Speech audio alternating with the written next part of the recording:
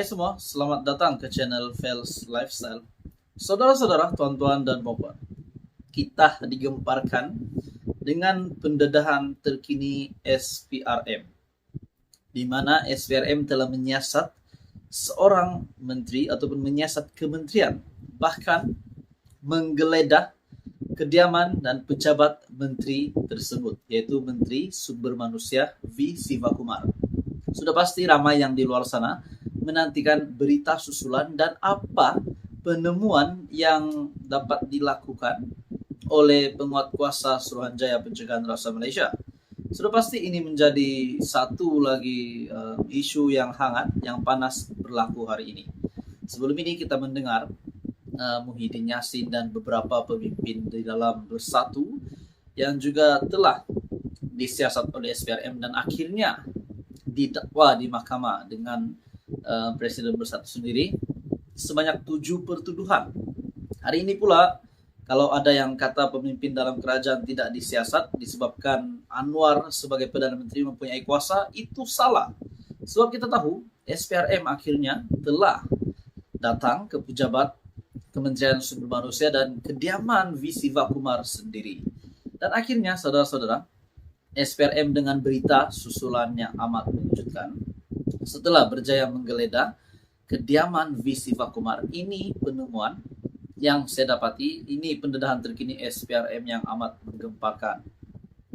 SPRM jejaki wang tunai, kesan saksi. Oke tuan-tuan dan puan semua, sebelum saya meneruskan info yang hangat ini, saya meminta jasa baik Anda untuk bantu channel ini dengan menekan butang like. Anda boleh share video ini dan tekan butang subscribe. Dalam satu artikel dari Utusan Malaysia, SPRM jejaki wang tunai, kesan saksi. Suruhanjaya Pencegahan Rasuah Malaysia (SPRM) terus menjejaki wang tunai bernilai jutaan ringgit yang dikaitkan diserahkan orang tengah kepada seorang menteri, meskipun penggeledahan di pejabat dan kediaman beliau semalam tidak menemukan bukti itu. Satu sumber memberitahu Utusan Malaysia penggeledahan oleh SPRM di pejabat di Putrajaya dan kediaman yang diduduki menteri itu adalah sebahagian siasatan berhubung dakwaan menerima wang jutaan. Tuan-tuan dan puan semua, bagi saya ini satu lagi pendedahan terbaru SPRM yang pasti mengecewakan ramai. Kita tahu Perdana Menteri dalam kenyataan sebelum ini ada membuat kenyataan bahwa SPRM bebas untuk menyiasat, bebas untuk menangkap siapa sahaja individu termasuk pemimpin politik, tidak kiralah menteri dalam kerajaan perpaduan, pemimpin politik, presiden parti, pengurus parti dan sebagainya. Kalau mereka terlibat satu salah laku, mereka SPRM boleh menyiasat, boleh melakukan apa sahaja tindakan, yang penting berasaskan bukti ataupun berasaskan satu sebab yang membolehkan mereka untuk disiasat. Jadi saudara-saudara, tuan-tuan dan puan semua, akhirnya SPRM membuat satu lagi kejutan di mana SPRM terus menjejaki wang tunai bernilai jutaan ringgit yang dikaitkan diserahkan orang tengah kepada seorang menteri, meskipun penggeledahan di pejabat dan kediaman beliau semalam tidak menemukan bukti. Satu sumber memberitahu Utusan Malaysia penggeledahan oleh SPRM di pejabat di Putrajaya dan kediaman yang diduduki menteri itu, yaitu V. Sivakumar, itu adalah sebahagian siasatan berhubung dakwaan menerima wang jutaan. Dalam masa yang sama, V. Sivakumar adalah ahli parlimen di dalam kerajaan perpaduan. Jadi dengan ini, tuan-tuan dan puan semua, kalau benar V. Sivakumar dapat dibuktikan memang bersalah, adakah beliau sebagai ahli parlimen akan terjejas kedudukannya? Dan seperti yang kita tahu, sebelum ini juga di mana Najib Razak sebagai Presiden UMNO juga pernah digesa untuk meletakkan jawatan setelah beliau didapati terpalit dengan skandal 1MDB, dan begitu juga Zahid Hamidi yang berhadapan dengan tuduhan mahkamah, pun ada juga pihak yang menggesa beliau untuk meletakkan jawatan. Jadi persoalannya bagaimana pula dengan Presiden Bersatu yang sudah menerima pertuduhan di mahkamah? Adakah beliau juga mungkin digesa untuk meletakkan jawatan atau bagaimana? Dan hari ini pula berkaitan dengan Menteri Sumber Manusia Visi Bakumar yang juga sedang dalam siasatan, bukan saja di pejabat, bahkan di kediamannya. Jadi artikel hari ini dari utusan Malaysia, SPRM, jejaki wang tunai kesan saksi. Hai semua, salam sejahtera Malaysia. Saudara-saudara, tuan-tuan dan puan, selamat datang ke channel Vels Lifestyle.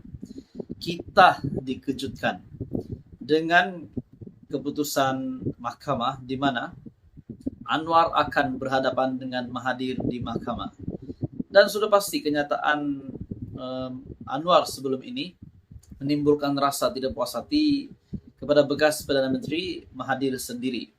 Di mana menurut Tun Mahathir, kenyataan Datuk Seri Anwar Ibrahim adalah satu kenyataan yang beliau amat tidak setuju, sehingga beliau memberikan tempo kepada Perdana Menteri untuk menarik balik kenyataan tersebut.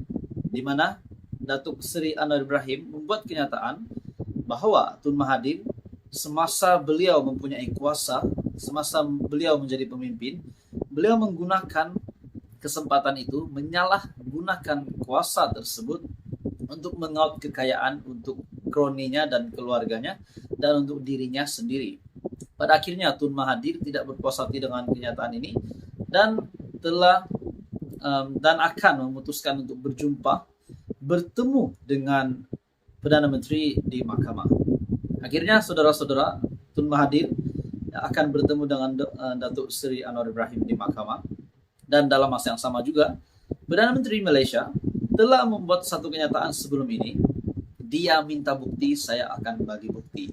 Jadi penantian rakyat Malaysia, apa bukti yang akan didedahkan oleh Perdana Menteri berkaitan dengan kenyataan beliau yang menyatakan bahwa Tun Mahathir memang mengaut kekayaan semasa beliau menjadi pemimpin. Oke, saudara-saudara, tuan-tuan dan puan, sebelum saya meneruskan info padu ini, saya meminta jasa baik Anda untuk mohon bantu channel ini. Anda boleh share video ini kepada ramai orang.